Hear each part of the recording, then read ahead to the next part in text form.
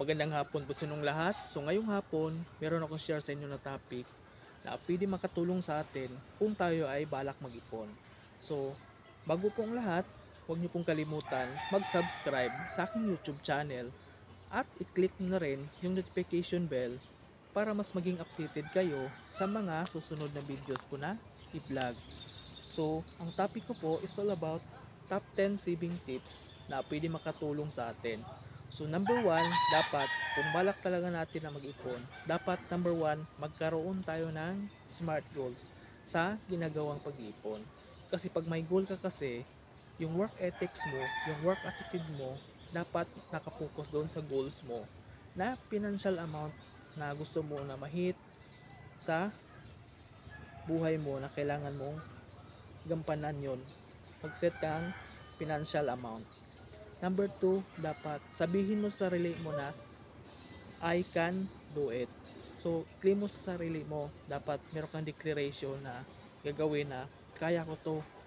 Dapat maging positibo ka sa pananaw sa buhay na dapat kayanin mo yung mga temptation na dapat bibili ka ng mga ganung bagay. So, importante i-claim mo sa sarili mo na kaya ko to. Pangatlo, control your income and expenses.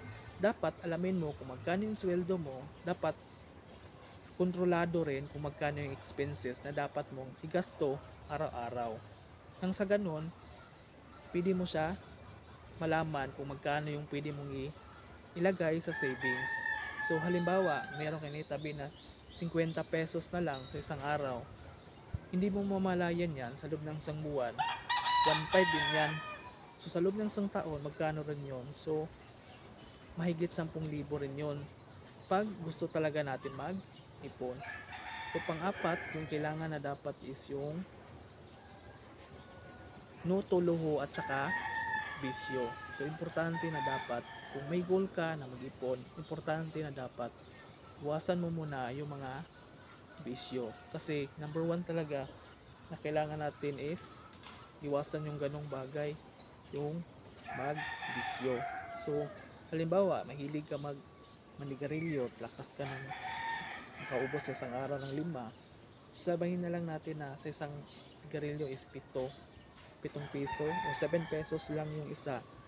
Nakalima ka isang araw, magkano rin yon? So, 30 plus, mahigit sa isang araw.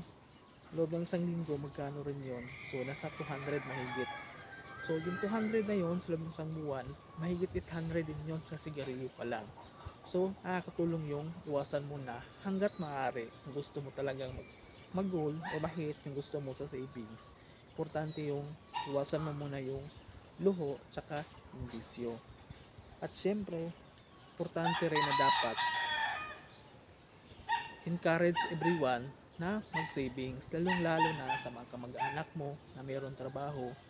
Importante na dapat may share mo rin sa kanila na maganda kung mag-ipon tayo kasi darating ang panahon, pag sa panahon ng kagipitan, meron tayong madudukot na pera.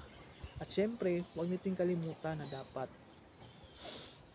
i-encourage talaga natin yung pamilya natin na mag-ipon. At the same time, basta hindi masama ang maghindi paminsan-minsan. Kasi pag ikaw meron kang goal na mag-savings, importante na pag ikaw meron ka ng extra na money o meron ka nang na-save, huwag ka basta magpahiram ng pera kung hindi naman talaga masyadong kailangan sa kanila. Kasi bandang huli, ikaw rin ang mahihirapan. Lalong-lalo na pag pinautang mo, tapos hindi ka naman binayaran, tapos ngayon, utang na naman ulit. So, importante na dapat hindi masama maghindi paminsan-minsan. At syempre, dapat grateful ka at meron tayong pagpapasalamat sa Diyos na dapat sa anumang blessings na natanggap natin, huwag natin kalimutan magpasalamat sa Diyos sa lahat ng biyaya na natatanggap natin sa araw-araw natin. So, importante po yun. At the same time, kailangan talaga unahin yung mga needs versus wants.